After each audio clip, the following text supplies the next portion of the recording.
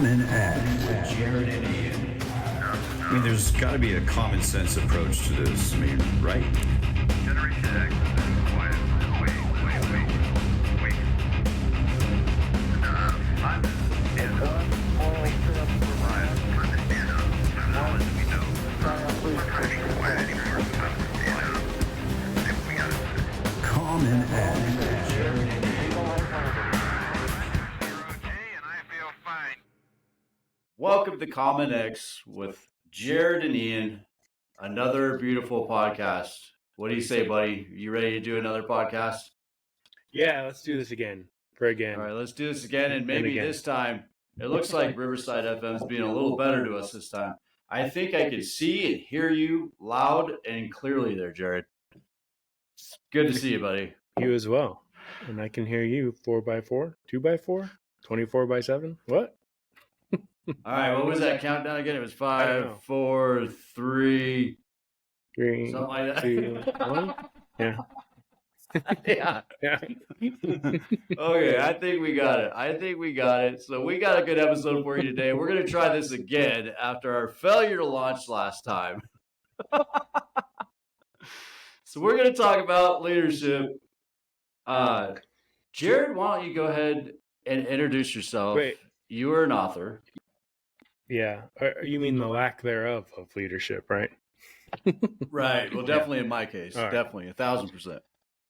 Yeah. So I am Jared Mazak. I've been working in IT for like 35,000 years. Makes me really old. Huge companies, small companies, all kinds. I wrote a book on leadership, about servant leadership. And that's kind of the leadership style that I believe in and practice with myself and my teams. So, and that's how I lead teams. So that's me in a nutshell. And what was your book called again, Jared? Agile isn't broken, your leaders are. Beautiful. That sounds like a great title, buddy. Great title. All right. My name's Ian Primer. I've been in the transportation industry forever. I'm also an author as well. I wrote Hometown, Puget Sound Kids of the 1990s. Very fitting for this, being a Gen Xer, and our conversations explaining the difference between Gen X and Boomers, which everybody knows. So we're going to tap on leadership like Jared said today. We're going to kind of lean on him for some ways that we can break out of this whole Boomer style leadership. We'll talk about where that comes from and what Gen Xers need to do to kind of break the silence as the latchkey kids and the silent generation of Gen X. So starting with that, Jared, how do you think that we can do that? I mean, do we need to kind of go back into the history on why the Boomers are the way they were? I mean, World War I and kind of militant style leadership. Is that kind of where we're at? Are we still seeing that today in leadership? Yeah, definitely. So we can start there, right? So like World War II, most leaders you see today, Biden, Trump, all those guys, old farts that are out there, right, are still in politics, still trying to lead this country when they should be retired. And also like a lot of them still use that command and control style leadership that came out of World War II. So out of World War II, we had a lot of guys came back from the war, trained in the military, and now that the industrial system built up after World War II, there were lots of office jobs, lots of jobs for these guys to go into, and they kind of took that same command and control leadership style they learned in the military and applied it to business, right? So when they were managing their teams of people, a lot of them kind of managed the same way they learned from the military. And it's continued today, right? So like, here we are 2024 and it's still around, and it's ridiculous. So it doesn't really work. It doesn't motivate people, especially the new generations, right? Gen X, Gen Z, Gen Millennials, definitely rebelling against it. So you see that definitely with Gen Z, right? Like if they don't like the leader or the manager that's in charge, they just jump, right? They'll go to another company like that. Right. So So that's kind of, I think, where that leadership style came from. It still persists today because a lot of those boomers, right, are still in positions of authority. They're CEOs, VPs, governors, senators, House reps. I think House reps, I've seen a lot younger generation finally in there, right? Gen X. But in 2024, there should be a lot more Gen X people in our government and leading companies because, well, we kind of invented the whole technology revolution. So how do you think the whole boomer leadership thing came about? So I think, the boomers, they kind of lead in that command and control style of leadership. So after World War II, a lot of guys came home from the war. The Industrial Revolution was kicking off, right? Big companies, lots of jobs. All these guys that came home from the war needed a job, so they got hired into a lot of management positions. And there wasn't really any good training for managers, so they kind of just let them lead with what they learned in the military, which is that command and control leadership. And unfortunately, it's still around today. So we've seen, a lot of studies that show that that kind of leadership doesn't work anymore. Doesn't definitely motivate people, right? Do what I say or you're fired, right? That doesn't help anybody. So leaders that still lead like that need to read a book. So perhaps today's leadership style was designed by a guy loading shells in a foxhole. Right. Shut the fuck up and do what I say. Don't do as I do. Right. Which worked then, right? Like you're in war and you're like, you need to do what I say or we all die, right? So I get that. But even the military is shifting, right, out of that command and control leadership style, and they're working in smaller teams. So like, your Navy SEALs and operator teams like that, they're building those teams so they're completely self-contained and they can make all decisions within a mission within the team itself, right? They're not having to rely on somebody back out there saying, no, you guys need to go here and you need to do that and you need to do this. Like they just give them the mission objective, right? Here's the goal, right? The North Star of what your mission is. Go do it, right? I don't care how you do it, just get it done, right? But, well, I guess I care as long as you're inside the Geneva Conventions. So maybe, I don't know. Yeah, maybe. Right. Okay, Maybe so there's we some need to have a caveat. softer approach these days than probably, right? I mean, coming in with the other generations, millennials or Gen Z or however you want to call it, people coming up into the workforce now with different options, such as being able to remote in or hybrid schedules or something like that. How do you think that we keep them engaged? Yeah, so I mean, if you switch into the kind of the servant leadership style, which has gained a lot more popularity today, right? And like you said, from remote work, I think one of the big things we're seeing today is a lot of leaders can't figure out how to lead. That's why there's this big back to work, right? Back to the office. Everybody needs to go back to the office. You can't work from home anymore.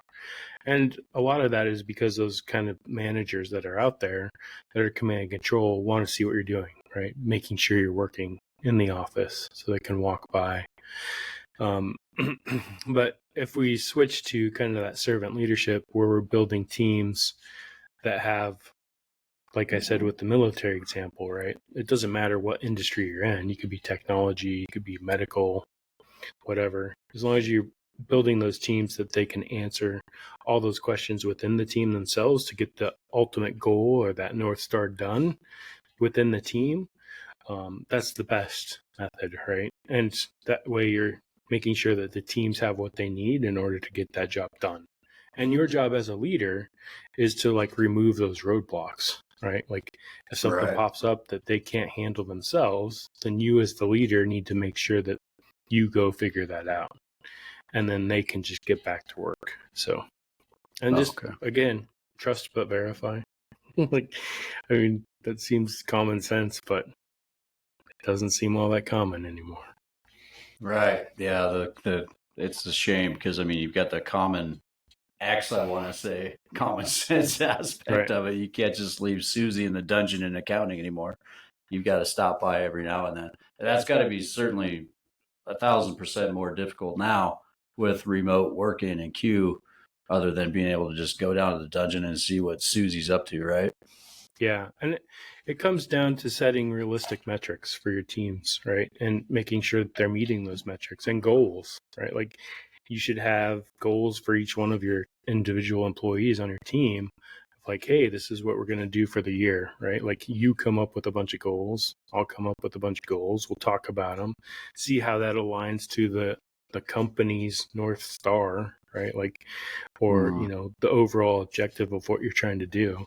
And then just, metrics don't lie. So using metrics and KPI to track people's performance. And at the end of the day, if you're like a software team, right, getting that product out the door, right, so your customers can use it. And key performance indicators are obviously a good sign of the health of the organization, right? For sure. Yeah. So how do you think we include people then? I mean, I don't know how they did it when they were loading shells in the foxhole, but Here, hold my grenade. I guess right. the will to live was probably enough to keep the troops engaged on the battleground in World War II. But it's quite a different situation now, isn't it? Yeah, there can definitely be a middle ground, right? Like come back to work 2 days a week, right? And work as a team. But again, that only works if your teams are all centrally located somewhere. And in today's world, like, hey, we're coming to you live from middle of nowhere with Starlink, right? So anybody can be anywhere in the world now, connect to internet and get on a call. So your teams can be anywhere in the world. So making sure that you have some upfront guidelines that everybody agrees on, right? Like working agreements as a team of like, hey, this is how we're going to work together as a team, right? So like if you have, let's go back to the software example, because I've been in tech for forever, right? Oh, for sure. Say you have people in India, right? You have developers in India, you have a guy in Florida, you have somebody in New York, you have somebody in, Kansas, right? And then maybe a guy in California and a guy in Seattle. You got an insane range of time zones, right? Like India's 8.5 hours ahead of Pacific. So you got to set up some working agreements as a team of how you guys are all going to work together, right? Like if it's handing off work, like doing your own piece of thing and then handing it off to somebody in India as you go to bed and they wake up, right?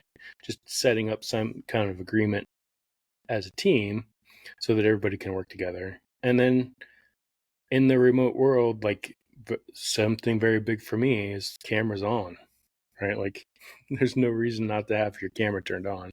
And that way you can still get that kind of personal connection, right? It's not as good as being in an office next to the same person, right? And doing that water cooler chat. And then just doing team building events too. Like, have a water cooler hour once a week. Everybody just gets online and BS's. So very cool. Yeah, definitely seems like some good strategy to welcome the new corporate world of remote and hybrid schedules for sure, and to keep that engagement. It's a little more difficult now. I'm going to peg you with some off-script stuff like I do like to do to you, Jared. I always like to do that to you, brother. I don't know why, but it just gets my gears thinking. So while we're talking about all the remote work, I know that the corporation that I work for right now, I mean, big glass tower headquarters, 18 floors, eliminated 500 positions to get lean. And now I'm wondering, next time I go to headquarters, do I expect to see Sparrows in there and different restaurants to eat at, or how do we share the lease agreement when you own that much commercial stock and you have that much empty space? What do you think that looks like moving forward in the future? Well, unfortunately, commercial real estate's going the same way the housing bubble, right? There's going to be a burst. So as a lot of these corporations have had people work from home since COVID, it's really hard to get them back in. Like, who was it? Dell, right, recently announced, hey, everybody that works from home, you need to come back into work and work from our offices, or right, or else, or you don't get promoted anymore, right? There's no way you can move up the ladder anymore. And I think it was like 85% of people they sent that out to said, okay, fine. I don't care about moving up the ladder anymore. I don't want to go back into work, right? And again, you got traffic, right? You got gas, you got other stuff to get back into work. Dealing with traffic is in the morning, right? So if it's congested, you're sitting in traffic for an hour, especially in, Austin, Texas, where Dell's at. So sure, a lot of the bigger companies are having problems keeping offices open because there's nobody there, and they can't justify that. And unfortunately, companies are like, well, I'm getting out of my lease because I don't have any employees anymore here. So we're all just going to work from home. And unfortunately, lots of companies are going that route. So all these people that hold the commercial real estate, they're going to be like, I don't have anybody to pay my bills now. Right. So you see a potential commercial fallout. Oh yeah, definitely. Possibly for the economy. Yep. All that empty space, all the work that went into with contractors and the big money to build those places. People like a presidential candidate right now, Donald Trump. Can you imagine building buildings and towers that are vacated due to no money to sustain and keep those buildings open? That'd really be something. There's an alternative. What's that? Affordable housing. Affordable housing, right? I think it was some Netherlands. There was a country that just did a big experiment where they kind of legalized all drugs, right? For one, and then two, had a huge homeless problem, right? And people living on the streets, and like America has right now. There's homeless people everywhere, and if you have all this commercial real estate available, you can turn it into apartments pretty easy. So so we take those big commercial towers and just load them up with some sort of housing for. Yeah, and there has to be a plan behind it, right? Like you can't just take all these people, throw them in a big building, and let them fend for themselves, right? It'll be Judge Dredd, right? Right. Cell block D4. Right. Be more of a prison of vacated commercial buildings. Right. So you have to have some services for people, right? Like especially if they're, living on the streets because they're addicted to drugs, right? So you'd have some counselors within the building itself, right? And have some education and training programs to maybe retrain some of these people, re-educate them in newer things on the internet, how to use new tools. And you just got to take care of each other, right? I think we need to shift from that society of me to the society of we. And I think that's one of the big problems with society today is it's all about me, right? And not about us, we. How can we together help each other? I think it's definitely about me, though. I believe that. Yeah, true. I'm going to call the cable broadcasters and tell them that I want my MTV because I miss it. I should be able to see a music video of whatever I want. It really kind of got lost when we hit MTV Raps, and then we hit The Real World was just catastrophic. Right. MTV Cribs. Yeah. You got to see how these rich people live, right? So then that's the American dream we can all obtain someday. I want 300 pairs of sneakers in my closet. Right. Where's my bathtub I could play baseball in? Yeah, for sure. Right. 1,000%. Mm-hmm. So how do you think this plays into politics then? I mean, you brought it up earlier. You said that Joe Biden and Trump, we're dealing with kind of boomers still running the country. How does Gen X get involved? How do we, vacate our title of the silent generation, us latchkey kids? How do we get into office? I know I went to go, me, I'm just crazy as shit. I went to go run for Congress or something. They wanted $1,700 for a filing fee. And I was like, well, fuck that. Right. I can't do that. So I'm out. Right. Yeah. I mean, that's the other big thing, right? Is getting into politics is expensive and like ridiculously expensive, which is a barrier to entry for a lot of people. So I think if we did, some campaign finance reform, which means the people that are currently in office need to pass something that limits how much money they can get. I don't know if that'll happen, and we just, as Gen X, we just need to grow a pair and start going into Congress, going into the Senate and the House, even locally, right? Helping out locally and starting to bring some of what we know as, Generation X to leadership and running the country, because it shouldn't be this hard. Right? Like, Right. I remember this, what was it? Like a Sprint commercial way back in the day. They had like all these firefighters in Congress. I don't know if you remember this. And it was like a push to talk ad, right? Back when cell phones had Like push to talk. Nextel shit. Right. Right. That shows everybody how old I am. But anyway, we're dated now. Right. So like the fire chief is at the head of Congress and he's like, hey, does everybody need health care? And everybody in the thing goes, yeah, okay, healthcare passed. Right? Like easy, right? Instead we have, 6,000 page bills that try and cram everything in it to try and get funding for 600,000 different things. And now you're going to have leaders go, well, what about me? What about my state? Like, what do we get out of this? Let's add another 2 billion on there so I can get this.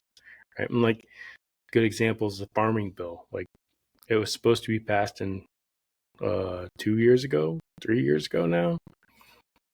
Still hasn't. And it probably won't get passed this year. It'll probably make it to next year. Yeah. So I think, like you said, like Gen X just needs to show up, start voting, right? So if leaders are from the Generation X, or just,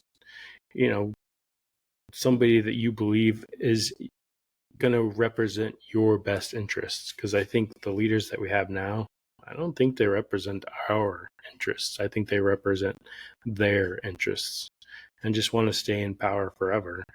So I think another good thing would be term limits, or once you hit 65, out. Okay, so maybe cap then the political stage. Be like, hey, to be president, this is embarrassing, but I can't remember. It's 40 or 45 to become president. Is that right? So yeah, I think you have to be 40. 40. So 42. 40 to 65. That's it. Then we don't have 86-year-old decrepit zombies running for president of the United States. Would probably be good. Well, and I would certainly appreciate that $35 file fee at the courthouse to run for Congress too.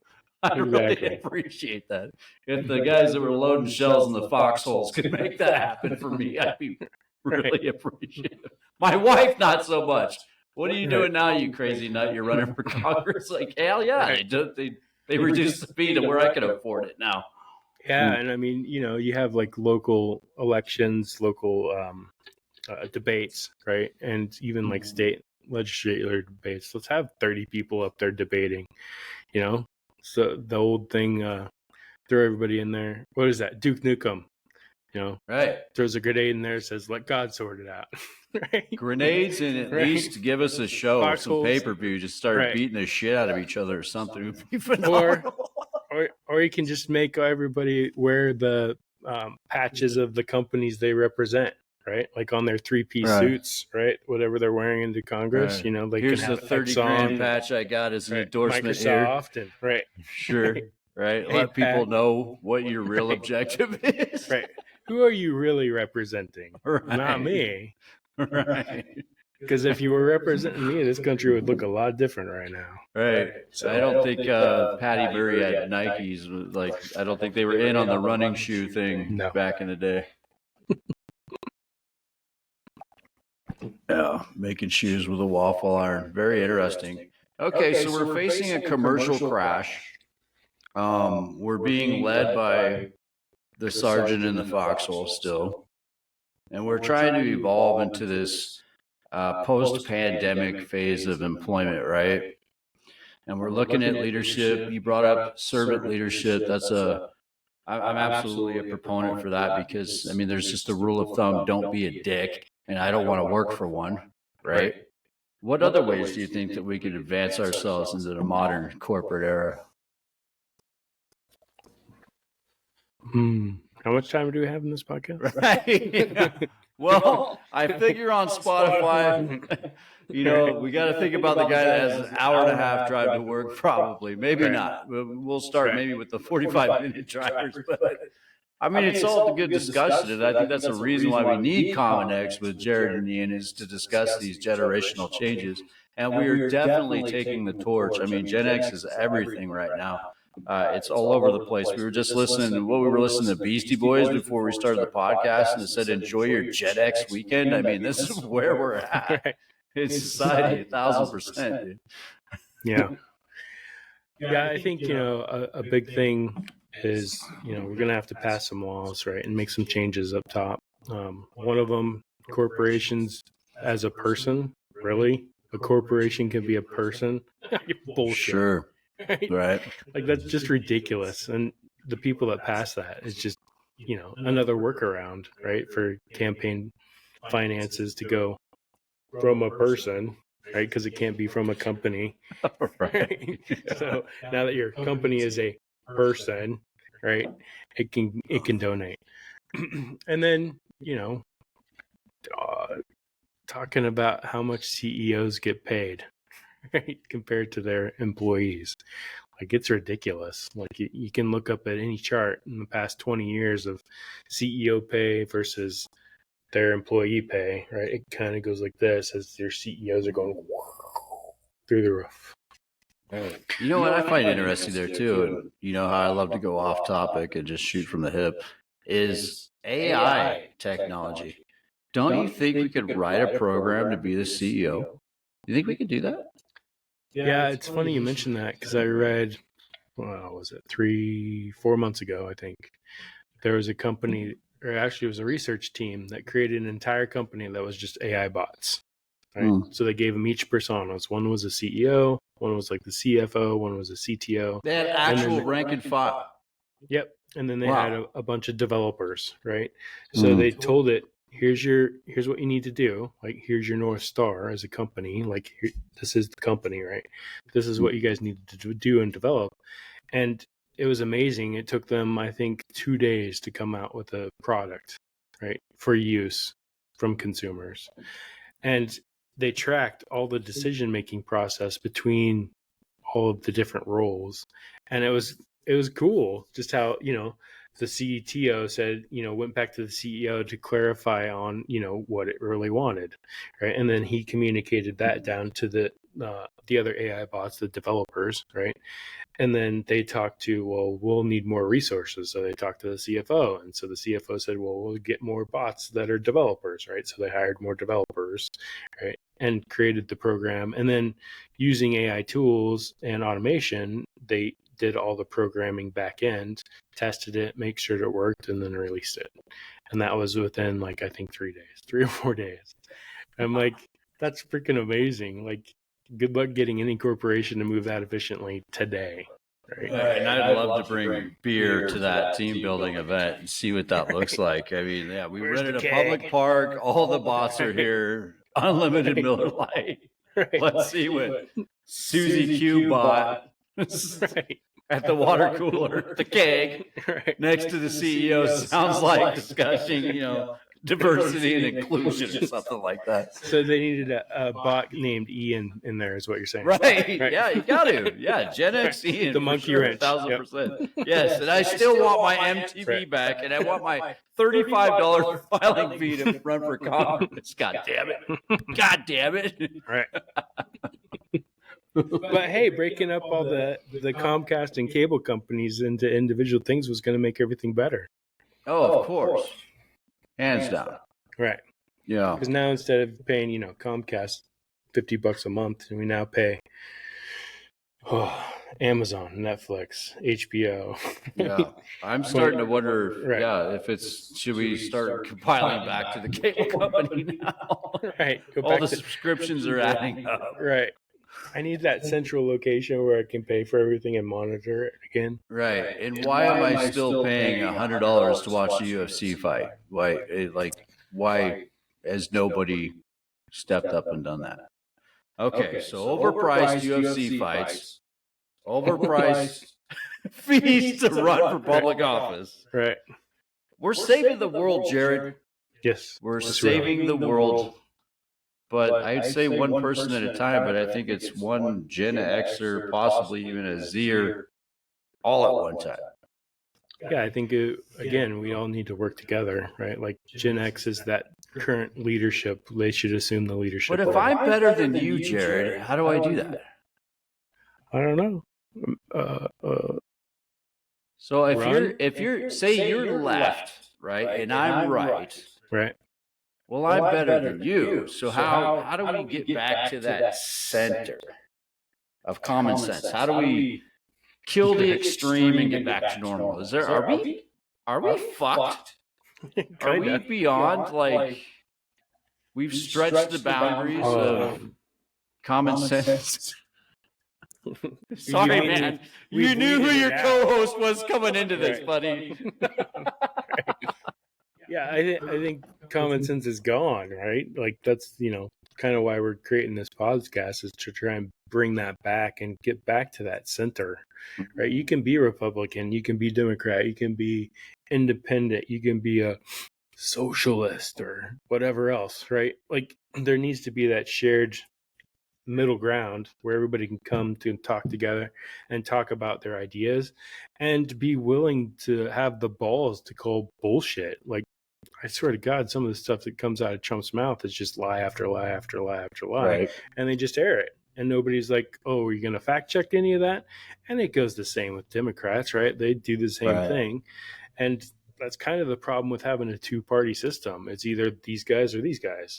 Well, that neither one of them really represent what I believe anymore. Like when Republican Party was founded and what they believed in, I was kind of more aligned to that. What it is today, I don't think so, right? And Democrats are the same way. I'm like, I can kind of see where you're going, but there's a lot of stuff that you shouldn't be doing.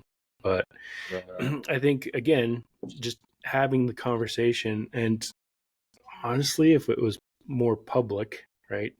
Like I get that people are remote and, we can log in and be on camera, but I think there's something about being together in a room and debating and talking, whereas you have that human connection again, right? And you're not faceless. Like the big thing that's destroyed humanity is social media. Like being able to be completely anonymous, nobody sees your face, and you can be a cyber bully or whatever else you want to be, right? Just left and right, right. Just be a monster online. Whereas if you were sitting next to that person or in the same room with that person, there's no way in hell you'd act that way. And if you did and you were next to me, I'd beat you. No. I'd hand you a can of whoop ass, right? Kick the shit just out of be them. respectful. But who wouldn't want to kick the shit out of a anonymous cyber bully anyway? They're not. They don't. You're right. It comes down to balls. If you don't have the balls to step up and allow us to see your face and propose these changes or propose your way of thinking or how you live, then what value do you create? I don't think change has ever been made anonymously. I'd have to agree with you 1,000% there, Jared. Yeah, people need to be held accountable, right? Like that's another thing that I don't see a lot of anymore is accountability, right? Like even in corporations and companies, like, a leader will make a decision, and then if it turns out to be a shit show, they're not held accountable. Good example, Boeing, right? Right. Like, oh, fuck, wow. dude. How the mighty have fallen, right? And it's due to decisions up high, right, to pander to the shareholder, because that's all corporations care about anymore is the shareholder. They don't care about their employees anymore. Some of them do, but I haven't seen it for a while. And they don't care about their customers that much anymore, right? They just care about making the most money. possible for their shareholders. So that's why they don't give raises very often Right. anymore. And that's why you see that difference between CEO and employee pay rates. And I'm like, really? The CEO of Boeing needs $37 million a year to run that company into the ground? Mm-hmm. I'm like, hold them accountable. Like, if I was on board of directors, boom, you're done. Like, Absolutely. too many safety issues, and we're talking about people flying in your airplanes, right? And, the problems that those planes can have and have had, right? So I think holding leaders accountable, right? Calling BS when we see it, I think is another big thing. And if we just get back to that kind of middle road, talk about truth, talk about being honest, and talking about moving again more to that society of we instead of the society of me's that we've become, I think we can fix things. Is that realistic? I don't know, Ian. What do you think? I mean, I think it is. I think there's somehow a way to get back to the center, but, perhaps it's all around branding. Maybe it's a logo or a fresh shirt. Oh, I like that. I'm going to wear that. I don't know what the fuck it means, what it stands for, but I'm going to do that. And I'm going to choose this side. They've got better beer. But, I mean, is that kind of where we're at now? That's the feeling that I get. That's honestly the feeling that I get. Yeah, I think, the feeling is there that it's kind of hopeless and pointless. And it's so big that we'll never make a change, right? Like, oh, little old me can't make a difference, so why even try? And that's been their narrative, right? That's how they've controlled us, right? Like, you don't matter. You can't contribute as an individual, but we can, right? Like, if we all get together and, again, meet in that center and stop polarizing left and right, like, it's destroying our country. Like, there's so many people talking about civil war in this country right now. It's ridiculous. And I'm like, it's probably inevitable, to be honest. Maybe, but like, maybe between now and November, people pull their heads out of their asses and see that, no, that's not the good direction to go, right? Really? You just want to kill everybody because they don't believe in abortion the way you do, right? Like, that's a big issue right now, right? Well, I, for one, do not have a vagina, so I don't feel like I have a say. I can bring my wife in here, though. We could definitely get another hour of podcast, I'm sure. Oh, I'm sure. Right. We could bring both our wives in here. Right. Fuck, maybe who knows what would happen. Yeah. All right. Jared, it's Ian and Jared time. Crips versus Bloods. Democrats versus Republicans. Who has the best healthcare, do you think? You're going to die, gun to your head. You got to pick one, Crip or a Blood. Who do you join? I'm rocking Eazy-E from back in the day. Like, I'm joining the NWA. I'm gangster stomping. I think they got the money. Fuck the police. I'm in all the way. Right. White Public guy enemy. from Bremerton, I don't give a shit. I'm in all the way. Yep. Public enemy number one. Yeah. I'm wearing Raiders gear and getting a perm, brother. Well, let's see. Crips or Bloods, red and blue, right? Well, Yeah. can I be both? Like, my blood is blue until it hits the air and then it turns red. I mean, I don't know, man. Can you? So you're be talking in the like middle, a the divided mediator? T-shirt, Right. and then, like, depending on where you are in the alley, you just turn one way, like a peacock, and you're blue. Turn the other way, and you're red. One red shoe and one blue shoe, right? And I'm heaven both. forbid you don't get those Peace, mixed up. brother. Right? Don't get them mixed up. Right? Yeah. Gonna win the election. Gonna solve problems. Right. You know what? I think at that point I'm paying $1,735 to run for office. There you go. Yep. All right, let's get back on track. Let's talk. You had brought up some very interesting points, and they grab me when you talk like that, Jared. I'm not going to lie, because you seem to present your focus point and what you want us to think about while you're speaking from like an empathetic level, right? So there needs to be a level of empathy. That's how we get back to, we from the whole me thing. Even though I do want my fucking MTV and I do want my $35 Congress filing fee. Right. And then I will register to do whatever the fuck this country wants. But I do want those things. So how do we bring back that empathetic level? I guess we need to care about people again, right? Yeah, we do. Right. And again, social media is a big issue, right? Because it polarizes everything. And the algorithm that AIs run are more more prone to give you the stuff that is you engage in, right? So if it's more right or more left, you're going to click on it, right? So it's learned over time how to feed you the information that you want. So maybe it's as simple as start throwing centrist algorithms out there, right? Like that common sense, the common platform, not post right or left, but back to that middle, right? Talking about unity, talking about empathy, talking about love, right? What is it? Jesus said, "Love thy neighbor," right? So, those are lessons we need to get back to that, right? So, I mean, and I even see it with religions today. It's like you're going to hell if you're or this religion, or I got to kill all these people because they're that religion, or it's people have hijacked it to become their own narrative and divide us further, right? So, hydrogen bomb. Yeah. Yeah. So again, like getting back to that center, coming back, like you said, with empathy, right? Like how your fellow human, I think we're all born with empathy. Like maybe some psychopaths aren't, right? Like that's, I don't think Jeffrey Dahmer, right? I mean, he ate his victims, but I'd say that like might be the exception. 98% of us are, maybe. Right. We got to like improve the margin of error to include that. Fuck. Yeah. And it's funny you say that because there's a psychopath series that Sabrina's been watching on. Was it Max? I think that shows like kind of all the attributes of psychopaths, and it's like, man, that's pretty crazy. There are quite a few, right? And it's weird how they turn to killing people.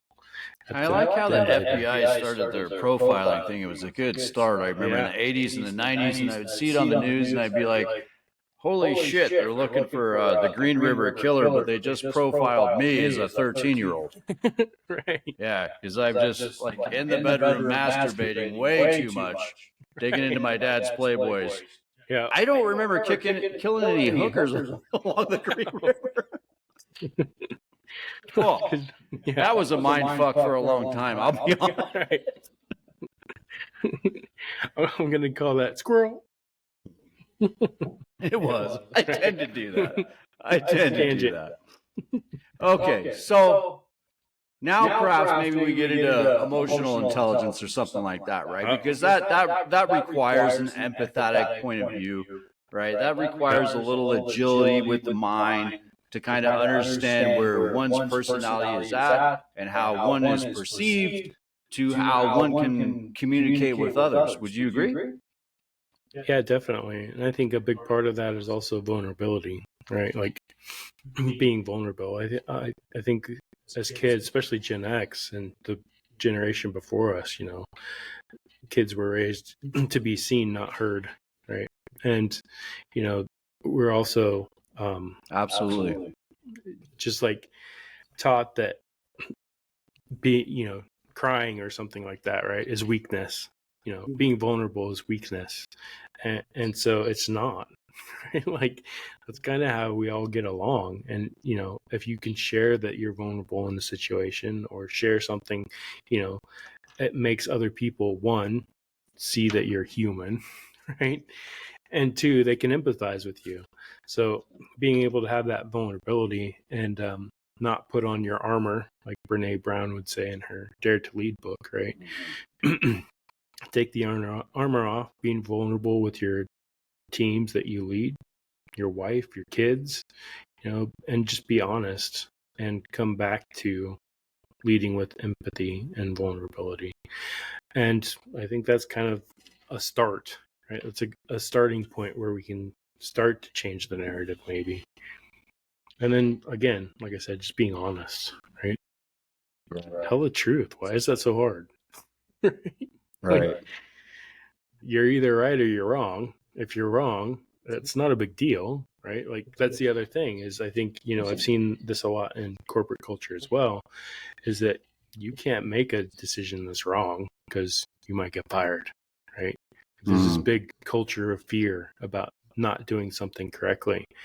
And the big thing, kind of that, like the Agile Manifesto, one of the things I like about that is fail fast, fail often, because you learn from failure, right? There was a great cartoon called Meet the Robinsons by Disney. I don't know if you've seen it with your kids or anything, but at one point, he goes into the future and he's talking to his family. That's his family, right?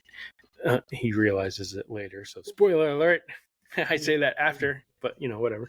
It's all good, man. But they celebrate when something blows up in his face, right? That he failed. And I'm like, that's awesome, because you now learned a way that doesn't work, right? And so now you can learn from that and make a different decision, right?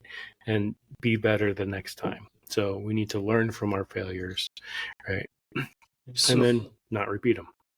So do you think that it's important more than ever now to not only be empathetic, sympathetic to whatever environment when you're engaging in communication in the workforce to just bring back humanity? Is that like such a hard pill to swallow? I mean, like you mentioned, don't lie, tell the truth. But do you think maybe the boomers kind of passed on I don't make mistakes? Are we coachable? Are we adaptable in today's workforce, do you think? Or are we offended when coaching for engagement or receiving feedback? Do you think that we are not only the latchkey kids and the silent generation, but are we sensitive?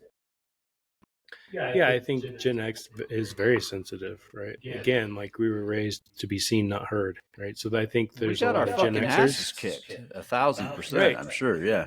But I mean, Gen Xers have kind of sat back and just status quo, right? I'm not going to stick my head up. I'm not going to lead. I'm not going to make decisions that might get my ass kicked or fired or whatever. I'm gonna Right? bury my head in the sand. I'll just sit here, do my job, give me my red stapler. Right? There you go. And so I think that needs to change. And again, that's hard, right? Because most of us are older, right? And we've been set in our ways. But I think the time for change is now. And if we don't change, then America's doomed. Sorry. I don't see a different direction.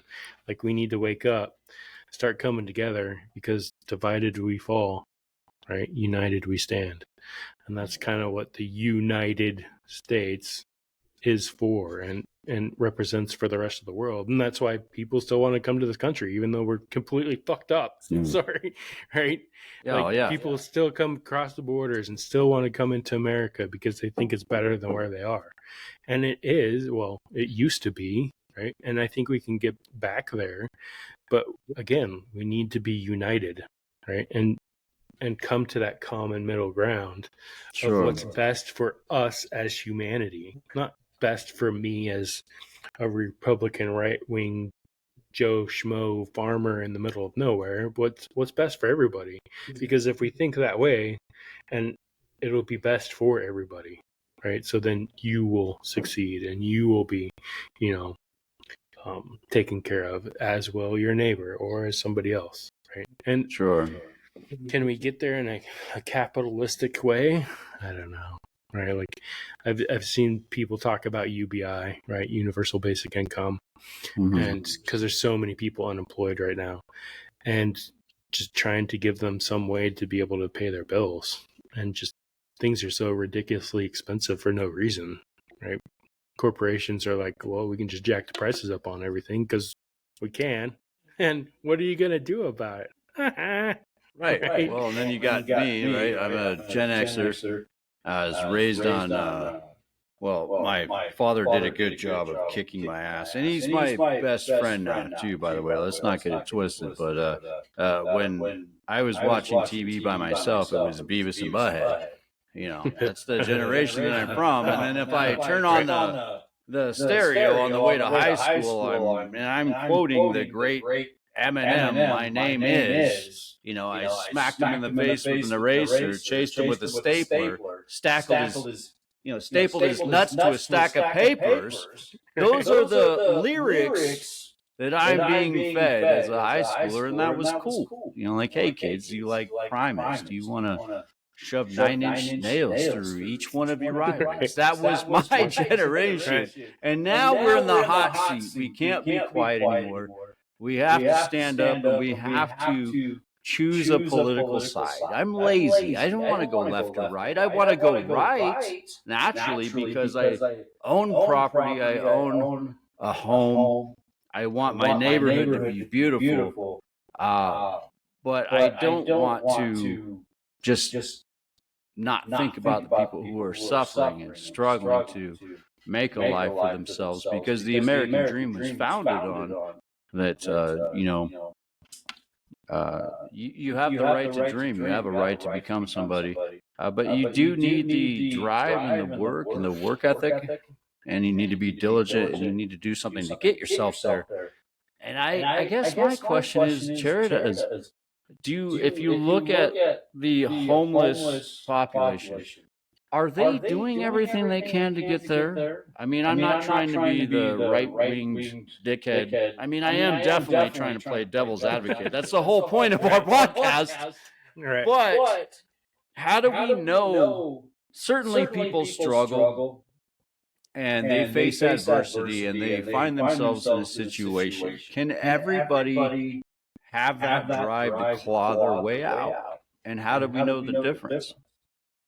No, I think everybody's different, right? And I think, with some of the other issues we've talked about, mental health care in this country and healthcare in general is a huge issue. Like, nobody wants to pay to take care of people. And so is everyone living on the streets mental? No, right? There's a lot of people that just lost their jobs, can't find another one, can't pay for things.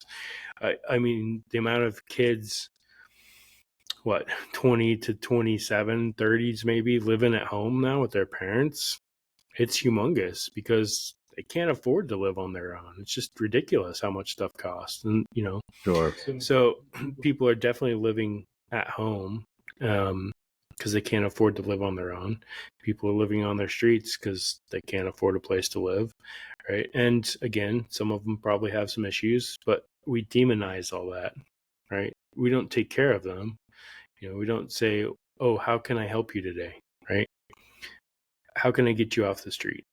And again, everybody thinks you have to do something for something else, right? In order to get paid, you have to do a job, right?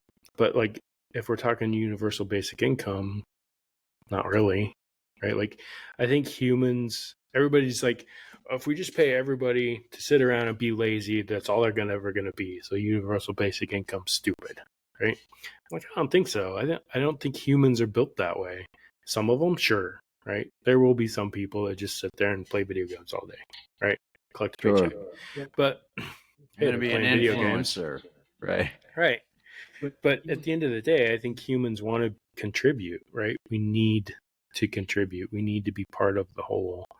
And I think if we just start taking care of people and, again, come from that center of the road mentality of how we as humanity can take care of each other instead of how we as humanity can be divided, right? Because you don't believe the same thing I believe. You can believe whatever you want, right? Cool. Don't push your beliefs on me and expect me to believe the same way you do, because I don't. Well, and I believe that Jared just said it. That's how we get back from our extreme left or right opinions and back towards the center and bring back common sense. I think that's how we do it. I think we need to be selfless. We need to be empathetic, be less judgmental, and help each other out. I'd absolutely agree. Definitely. All right. Wait, guys. this is supposed to be like a weekly podcast. We just solved all the world's problems in one. Oh, I don't think so. You opened up a whole can of fucking worms because I tell you what, the next podcast, ladies and gentlemen, I'm telling you right now, podcast number 2 with Jared and Ian is going to start with guns and politics, and then it's going to go into a resource economy. I'm telling you right now. And God damn it, I better get my $35 filing fee to run for Congress and bring back my fucking MTV. Yep. All right, guys. Hey, thanks for being with us, ladies and gentlemen. We're going to fucking sign off. That's it for today. Thanks for joining CommonX with Jared and Ian. We'll see you next time. Later, everybody. Bye, guys.